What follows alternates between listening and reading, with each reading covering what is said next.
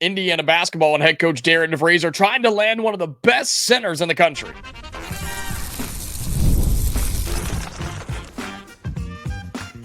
You are Locked On Hoosiers, your daily podcast on the Indiana Hoosiers. Part of the Locked On Podcast Network, your team every day.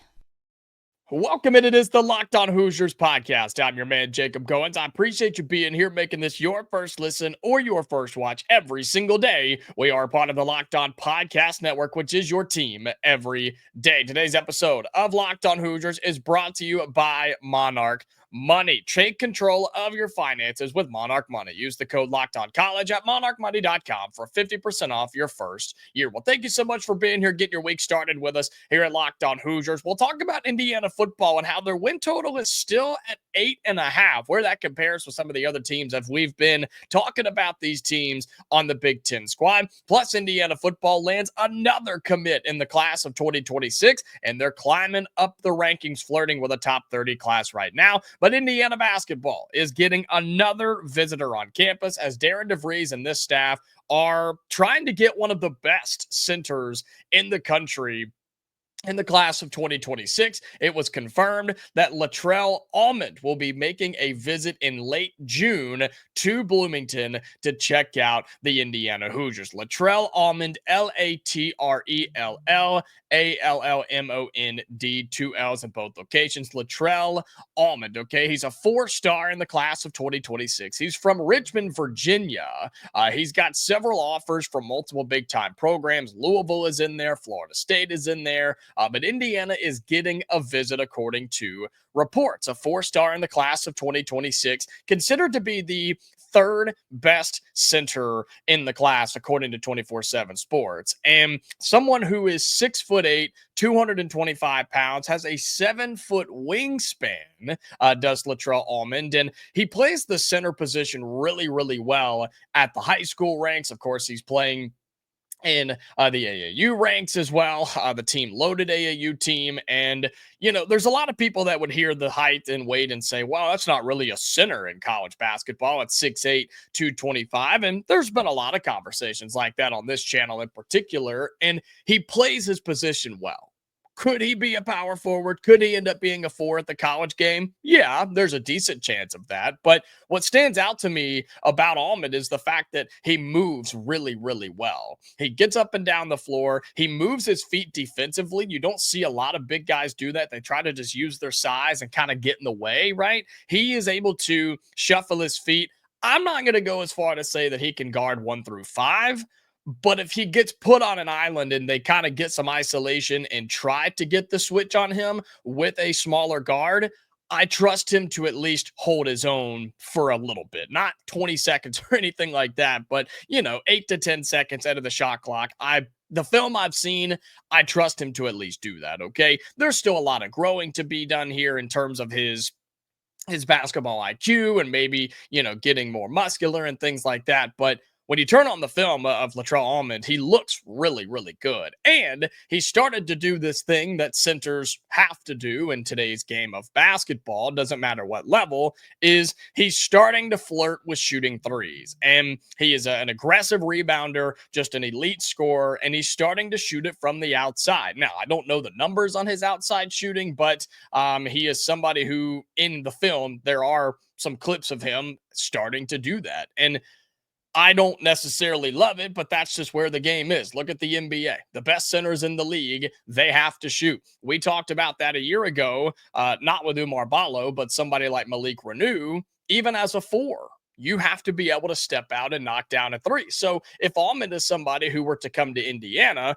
and play in this system for DeVries, where they want to run, they want to push the basketball, and they want to shoot the basketball, somebody like him's going to have to do that. And the 4 will be expected to step in and shoot the ball and knock down some shots. 1 for 3. That's the number I always throw out there. You have to go 1 for 3 on average as a big man from behind the arc for the defense to at least respect you. They have to at least acknowledge you at that point that you're able to knock down the three. They come out and extend. It opens the floor. And if Allmond could develop a little bit more as a passer, he could be really good in this system moving forward for 2026. And so he'll be on campus late June, about a month from now, the 17th and 18th, I believe, is when he's going to be here. And this is another example of Indiana, Darren DeVries, and this entire staff getting big names to recognize Indiana. And now you've got several of these visits set up. He's a top 50 player in the entire class. And that goes on top with, remember, we talked about this late last week,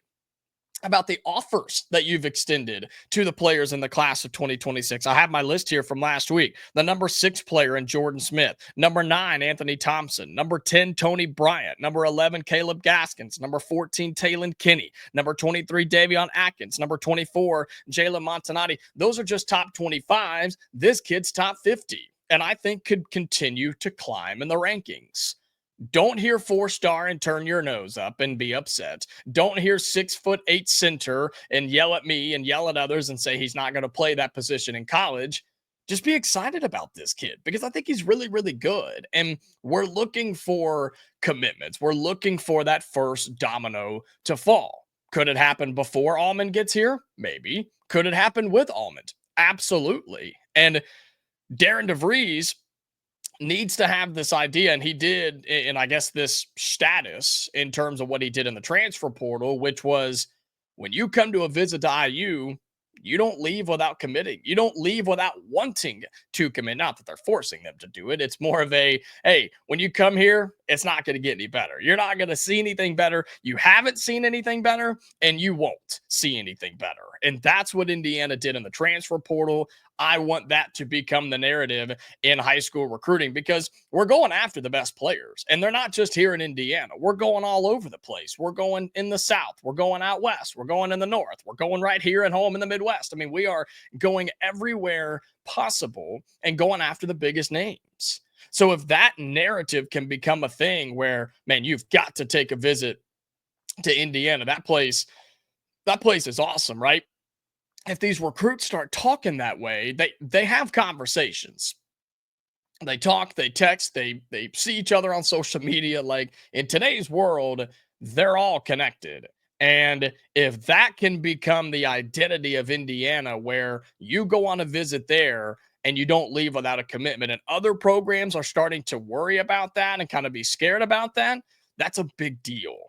And that's what Indiana used to be back in the day, right? People were scared of Indiana basketball recruiting. They haven't been in several years because it's been, I don't know, non-existent. Is that a good word to use? Maybe not completely non-existent, but it's been a non-threat even in the final stretches, right, of a player down to his top 3 or his top 2. Everybody knew Indiana wasn't going to get it. We were hopeful, but it never really worked out.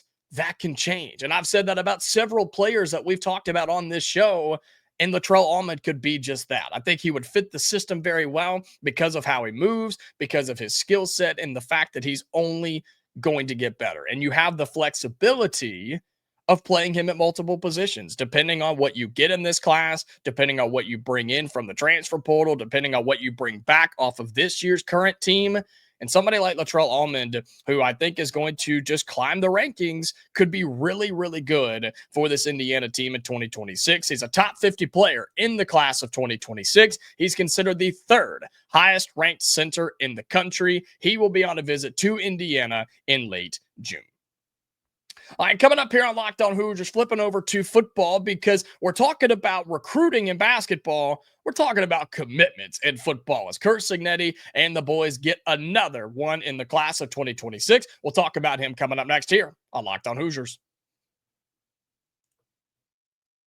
Today's episode of Locked On Hoosiers is brought to you by Monarch Money. Ever check your bank account and wonder, man, where did all my money go? Between dining out, online shopping, and entertainment, it's easy to lose track. That's where Monarch Money comes in, your personal CFO, giving you full visibility and control over your finances. Monarch Money isn't just a budgeting app. It's a complete financial command center. You can track all your accounts, your investments, your spending, all in one place, so you stop just managing your money and start building your wealth. The reason I use use Monarch Money, it's the simplicity. It's all in one place. You don't have to have several apps. You can do everything right there with the Monarch Money app, and you can just track it all. And if you've got a partner that you're trying to help with, right, or trying to manage all your money and your different accounts and your spending and things like that, you can do that with Monarch Money by setting goals and tracking your accounts and staying on the same page without all the stress. All right. So that's why you need to be using Monarch Money. Take the control of your finances with Monarch Money. Use code LockedOnCollege at monarchmoney.com for 50% off your first year. That's monarchmoney.com, code LockedOnCollege for half off your first year. Welcome back into Locked On Hoosiers. Appreciate you being here, making this your go-to spot for all things Indiana athletics. And we were talking a little basketball, and now we move into football because Curt Cignetti and Indiana football continue to build a class in 2026. They add a new name, it seems about every third day or so as we move through the month of May. They get another one in the class of 2026. It's the commitment from defensive lineman Gabriel Hill. He's from the state of Illinois, right outside of Chicago. 3-star defensive line, one who is uber talented. He's a guy that recruiting experts are talking about. Our guy Brian Smith, our Locked On recruiting expert, texted me when this happened, and he said, hey, this is a big deal. This was a massive win for the Indiana Hoosiers. He steps in the class of 2026, 6'2", 275 in this class. He's from Naperville, Illinois, again, right outside of Chicago.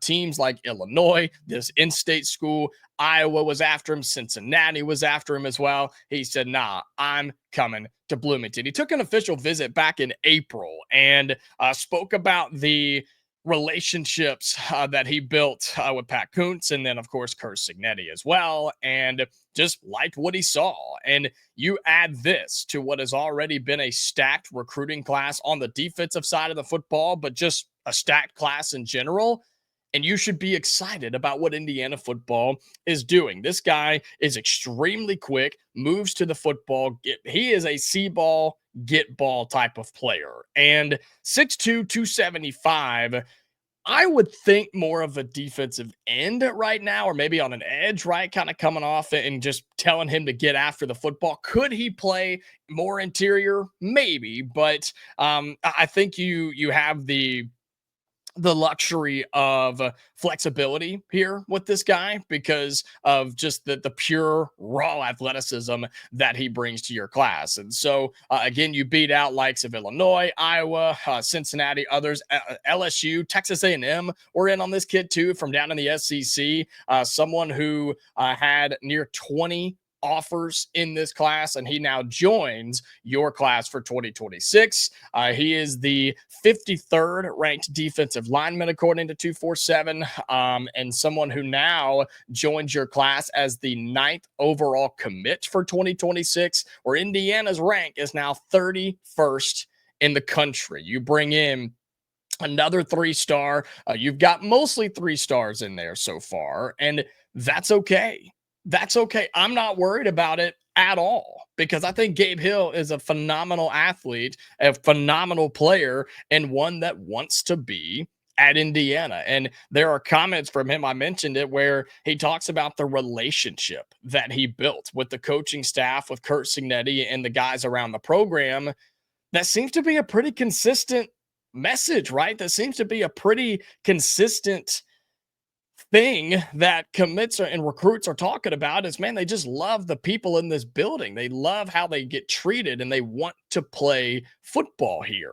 That's a big deal. And now you add Gabe Hill to a class that you've already got guys like Blake Smith, right? The D lineman from Indiana here in the state, Rodney White, the guy from Maryland, who I think is really good at 6'2", 280. Smith is 6'3", 275. You also bring in Trevor Gibbs on the edge, 6'4", 235 from here in the state of Indiana. So, and you have Henry Olinger, the linebacker from Ohio that I really like too. And so that's just another addition to the defensive side of the football, folks. Out of the 9 players that you have in this 2026 class, you know how many you have on the offensive side of the football? 1. You have one offensive player, and it's Sam Simpson, the Wisconsin offensive lineman. You went up there to the Cheese State and got an offensive lineman. You got a big farm boy to be on your offensive line who could have gone to Wisconsin, who normally always goes to Wisconsin, but he decided to choose Indiana.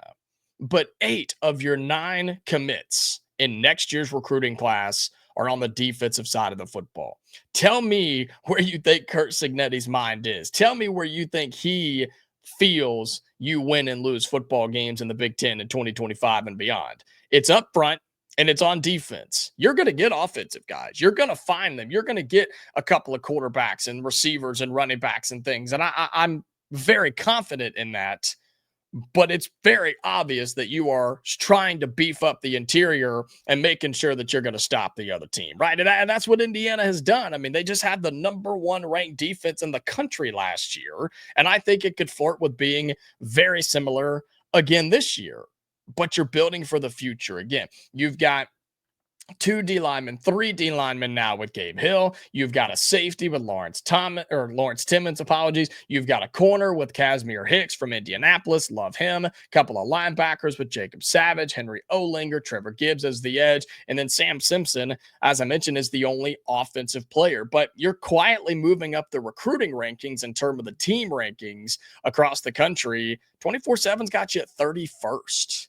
31st in the country. Now, sure, there's a long way to go for a lot of other teams, but there's a long way to go for Indiana as well. I've seen some of you ask, what's a number that you think Indiana could sign in terms of how many kids they could sign? It'll be over 20. I mean, I think 24, 25 is probably a solid prediction for what Indiana wants to do. And so if you have that number in mind, and we're only at 9, that should give you confidence on the fact that they're going to find offensive players. They're going to go get some dudes that they need to bolster the offense moving forward. They've just had an idea. They've had a game plan, and I think they've executed it just to absolute perfection. And so with the addition of Gabe, and you know I love this stat, it's another state represented in your recruiting class. You now have Illinois, Pennsylvania, Illinois, Pennsylvania, Ohio, Indiana, Kentucky, Wisconsin, and Maryland. You have 9 commits so far in the class of 2026, and you have 7 different states represented. 7. This is a conversation we've had with Brian Smith, our Locked On recruiting expert, when he's joined the show several times. The fact that branching out, building connections, making relationships, and slowly building pipelines outside of the Hoosier State, outside of just the surrounding states. Yes, Illinois is right there, but you get what I'm saying is you're going to get players in other places to where you can build this for the future as well. You build a status, you build relationships. You go and get somebody like Gabe Hill, who could have gone to the SEC, who could have gone to the in-state school of Illinois, and Indiana said, yeah, we'll take him. We got it. Thanks. Y'all go ahead and move on. And Hill said, yeah, sounds good to me. I'm coming to Bloomington. This is something that makes waves. Again, recruiting experts are talking about this addition and others because Indiana they're kind of kicking, you know what? They're kind of dominating right now in terms of Indiana. Are we getting just 5-star receivers and quarterbacks and the best absolute number 1 player in the class? No, but we're going to get to that point at some point. We're going to get there eventually. And you can't do it overnight. You can't just walk in to all these 5-stars and say, hey, come play here. You've got to have something to put in front of them. You've got to have the proof in the pudding type of thing, right? Getting kids like Gabe Hill and then bringing them in and developing them, letting them play, having them win, and then put them into the league and putting them at the next level. That's your recruiting pitch for the Hoosiers. And you have a year of that, sure, but you need more. And so landing Gabe Hill was huge. He is your 9th commit in the class of 2026. Again, I think he'll play more on the edge, maybe inside a little bit, but 6'2", 275. We'll kind of see what Indiana decides there, but he's the 9th commit in the class. You're up to 31st in the country, and the Hoosiers are nowhere near done for this 2026 recruiting class. All right, coming up in our final segment on Locked On Hoosiers, FanDuel, our friends over there, they updated their win totals across college football in the major conferences, but Indiana's didn't move. Are we still feeling good about 8.5, and especially in comparison with some of the others around this conference? We'll talk about that in our final segment here on Locked On Hoosiers. Final segment on Locked On Hoosiers. Thank you again so much for being here as we are rolling right along through the month of May, heading into June, which will be a big recruiting month. July will be a lot of fun. You'll have media days coming around for football, and in August, fall practice will start, and then basketball practice will be starting just after that. But FanDuel, after spring is completely wrapped up, portal is done, and now that we are really into the whole football offseason thing, they updated some of their win totals across college football, but Indiana stays right at 8.5. It's right where we've considered it to be. It's right where we have thought it would be, and one that I am still very, very confident in the Hoosiers hitting this year. And sure, you could call me a homer. You could say that I'm just looking at it through the IU glasses, but I look at the schedule and I don't see how you don't get 8.5 wins. And we've had this conversation before. And hey, it's going to be coming up on our Big Ten squad shows. If you haven't been watching or listening to those, you need to be doing that. They come out on Thursdays. And this last Thursday, we had a lot of fun. We did Michigan this week, and we had the Michigan host on with us, a big crowd on there. So go check that out. We talked about why Michigan, their team may not be the most exciting, but their schedule's not exciting either, and they very well could be going over their win total, which was, I believe it's 8.5 also, and most people had the over, so go check that out if you missed that here on the channel. It's the Locked On Big Ten Squad, and we're going to eventually talk about Indiana, and I can't wait. I can't wait for everybody to sit there and say that Indiana's not going to go over. It's going to be a humbling year 2, and they'll probably get 8, but they're not going to get 9. Well, they're going to start 3-0. Most of our friends in the Big Ten will pick us to lose against Illinois. They'll pick us to lose against Iowa. They'll pick us to lose against Oregon. That's fine. They'll probably give us Michigan State and UCLA. So there is 5. Probably give us the win at Maryland as 6. They won't pick us to beat Penn State. Maybe beat Wisconsin at 7 and then beat Purdue at 8. That's going to be my prediction. So most of our friends around the conference won't give us the credit, but I think we do beat Illinois. I think we do beat Iowa. I'm not going out to say that we beat Oregon or Penn State just yet, but if we do what I think we're going to do, we easily go over 8.5 wins. You compare that to what's going on with a team like Illinois, who's a 7.5, where people are very high on them. You look at that Iowa team, who is also at 7.5, and people expecting them to be decent, I guess, this year. Michigan State is only 5.5. We did them a couple of weeks ago with Matt Sheehan of Locked On Spartans, trying to give them any sort of hype. And their expectation, their win total is asking, do they go to a bowl game this year or not? I mean, there's some really low win totals in this conference, which is so wild because you look at the top of Ohio State, Oregon, and Penn State, they're 10.5. They're higher than any other teams in the country. The SEC doesn't even have a team with a projected win total of 10.5, according to FanDuel. They have none. They have 3 teams at 9.5, but none at 10.5, where the Big Ten has 3. And Indiana's not a part of that.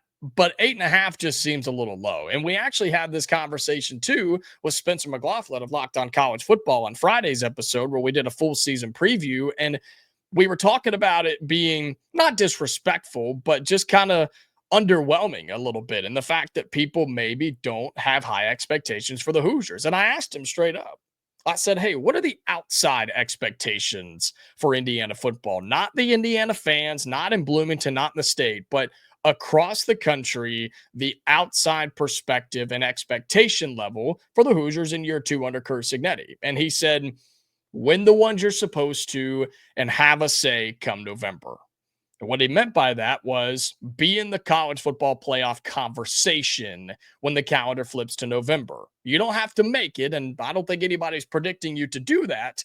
He said just be in the conversation. And I look at this schedule, and if you do what you're supposed to do, November rolls around, you could very easily have a say in what happens with the college football playoff. You win your cupcake games. You handle your home games. You get 1 or 2 on the road. I mean, your home games this year in conference are Illinois, Michigan State, UCLA, Wisconsin.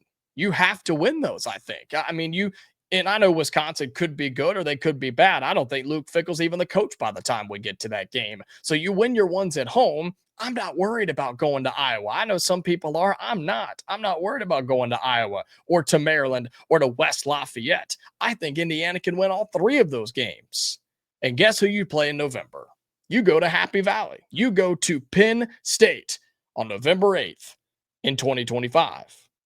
You could absolutely make an argument there. You could absolutely make a statement in that game. And you want to have a say in the college football playoff. That game, win or lose, may not put you in to the playoff, but it could hold Penn State out. It could knock them down. It could move all sorts of seed lines around. And so Spencer said, have a say.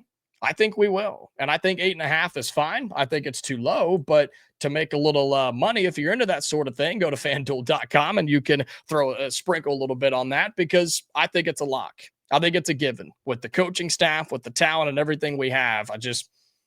I don't know. I don't see how we don't get there. And especially, right, comparing to Nebraska at 7.5, or our friends Purdue are 3.5. Yikes. Washington is 7.5. I mean, a lot of 6.5, 7.5. There's Indiana kind of in a tier on its own at 8.5. Let me know. Do the Hoosiers get there? Do they overcome that? Are they over 8.5, under 8.5? And will that change by the time we get to the start of the season? Let me know down in the YouTube comments. But that is going to do it for today's episode of Locked On Hoosiers. Always appreciate you being here. And hey, if you're watching on YouTube, you know what to do. Like the video, comment your thoughts down below, subscribe to the channel if you have not already. And then my audio listeners, make sure that you're following us over there. Subscribe if you can. Turn on your notifications so you never miss an episode. Like our Big Ten squad shows that come out on Thursday. Be sure you're checking those out as well. Okay, we are back tomorrow, Hoosier fans, for another episode. So until then, stay safe, and I'll talk to you later.